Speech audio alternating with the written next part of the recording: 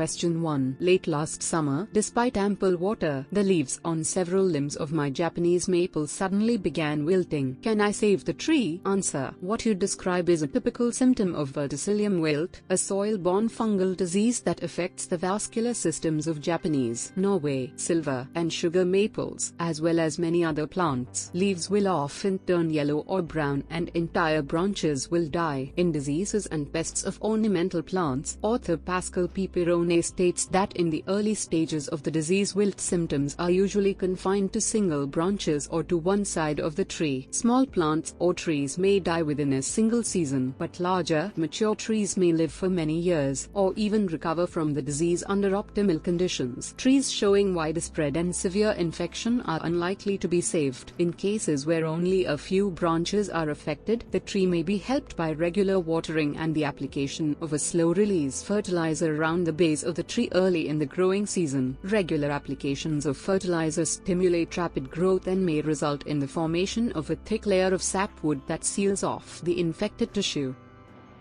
Question 2. Earwigs seem to be eating everything in my garden. Are there any synthetic or natural controls? Answer. Earwigs are omnivorous. They eat plants, other insects, and decaying organic matter, but the damage they cause to garden plants is usually negligible. In fact, they are predators and often help control populations of far more destructive plant feeders such as aphids, nematodes, and mites. Night-feeding earwigs are sometimes blamed for injury that other pests have caused, because they like to hide in damaged plant tissues during the day. There's no reason to control earwigs unless you are sure they are responsible for unacceptable plant damage. In that case, you can keep them in check with insecticidal soap, which is available in most garden centers and hardware stores.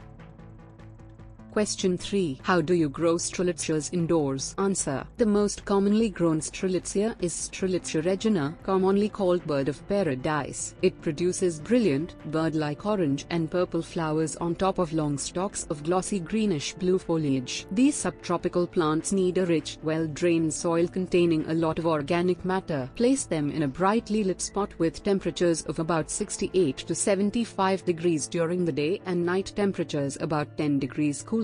During the growing season, allow the soil to dry out slightly and then water them well. Feed them with a dilute liquid fertilizer every 2 weeks. The plants like their foliage misted daily and year-round humidity levels of about 35%. In the winter, the plants need a resting period. Keep them at about 55 degrees, decrease watering, and stop fertilizing. Plants need to be pot-bound before they will flower, so don't transplant them to a larger pot until the roots have filled up more than 3/4 of the soil area. Plants grown from seed take 7 to 8 years to flower. Those propagated by division take about 4 years.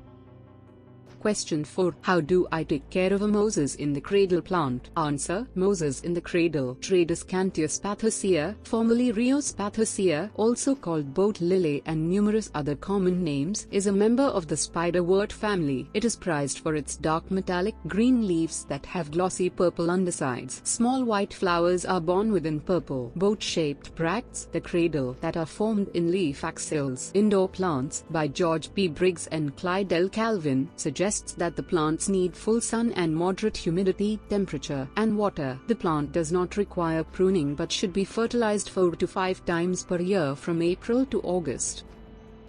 Question 5. I'm looking for a houseplant that doesn't need sunlight but gives off lots of fresh oxygen. What do you recommend? Answer. All plants give off plenty of oxygen, and some help to remove pollutants from the air. While no plant will grow without any light, there are many that can be grown under fluorescent lights. Unfortunately, few flowering plants will grow or thrive under standard artificial lighting, so unless you purchase and install professional quality grow lights, you'll have to stick to foliage plants. Some plants that do well in low light situations include spider plant, Chlorophytum spp, cast iron plant, Aspidistra elatior, golden pothos, Epipremnumorium, kangaroo vine, Cissus antarctica, grape ivy vine, Cissus rhombifolia, spotted evergreen plant, Aglaonema costatum, Chinese evergreen, Aglaonema commutatum, and snake plant, Sansevieria spp. Many of these common indoor house plants can be purchased at your local garden center or greenhouse. Question 6. I've moved a big hibiscus that was outdoors all summer into our south bay window. It's still putting out blossoms, but the leaves are dropping. Answer: don't worry about the leaf drop. It's natural for a hibiscus to drop leaves when it is brought into dry indoor air. Mist it often to help it adjust. It will overwinter well as long as it isn't overwatered. This may be happening if the foliage turns from strong green to a ghostly green. If that occurs, take it out of the pot and let the root ball dry for a day or two before you put it back. Fertilize with a dilute, balanced mix once a month until the days begin to lengthen and new growth begins. Question 7. How do I propagate a gardenia using cuttings from a large gardenia bush? Answer: in order to propagate the gardenia, use greenwood and semi-ripe cuttings taken as nodal stem-tip cuttings in late spring or early summer. Root 1 cutting per cell tray or pot. They tend to root in 6 to 8 weeks and should be kept in humid conditions with temperatures between 68 and 77 degrees. They should flower in 12 to 18 months. Question 8. I have a Dieffenbachia at home and have found that it is causing a skin rash when I touch it. Is it possible that I am having an allergic reaction to my plant? Answer: commonly grown as house plants, Dieffenbachia species are actually tropical evergreen perennials in the arum family. They are distinguished by thick, clustered stems that become woody with age, draped with large, fleshy, spotted leaves. Many people are not aware that the base of the leaf stalks and stems contain a milky or yellowish sap that can cause contact dermatitis in susceptible individuals. To relieve skin irritation, wash the affected area thoroughly with soap and water. If the irritation persists, wear gloves when handling your Dieffenbachia. The plant also contains microscopic, needle-like crystals of calcium oxalate that, if ingested by humans or pets, can cause burning and swelling of the mouth and throat. People who experience severe reactions are sometimes unable to talk, hence one of the plant's common names, dumb cane. Before bringing any plant into a home that includes small children or pets, be sure to find out if it is potentially toxic. Question 9. Can you tell me how to germinate seeds from a plant commonly referred to as bat plant, Tachychintere and Tachinivia? Answer: the seeds of Tequila, a genus of 10 or so herbaceous perennials from the subtropical forests of West Africa and Southeast Asia, grown for their handsome foliage and unusual flowers, should be sown in the spring on the surface of a porous soil mix at 70 to 80 degrees Fahrenheit. Keep the seed evenly moist. Bat plants can also be propagated in spring by dividing their rhizomes. Be sure each section contains a bud. The plants require a moist, warm environment, and if grown outdoors they will need some shade. Since they are not hardy, the minimum temperature at which they will survive is 55 degrees Fahrenheit. They are often grown in a greenhouse.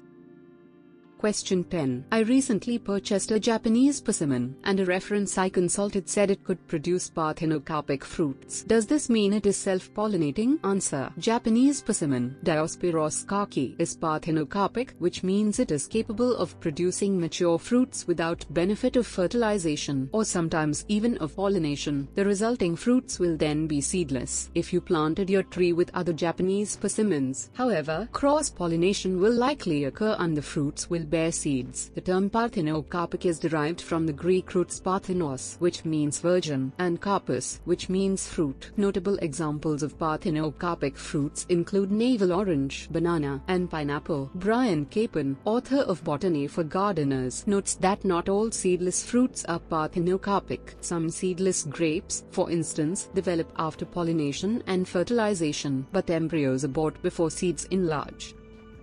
Question 11. I used to buy a spice called star anise at the local health food store. I believe it was actually the dried seed head of the plant. What is the real name of the plant? Answer: star anise, Illicium verum, is a magnolia-like evergreen tree native to Japan, China, and India. Its glossy brown seed pods are star-shaped and have a very pronounced anise-like fragrance, hence the common name. In its native environment, the seed pods are burned like incense to scent homes, and they are chewed after meals to freshen breath. The seed pods are also used as a seasoning in Asian cooking and are often an ingredient in Chinese 5-spice powder. The tree may grow to 60 feet in height and is hardy in USDA zones 7 to 9 and heat-tolerant in AHS zones 9 to 7. It bears small, star-shaped flowers with yellow tepals, petals and sepals that are indistinguishable in early summer.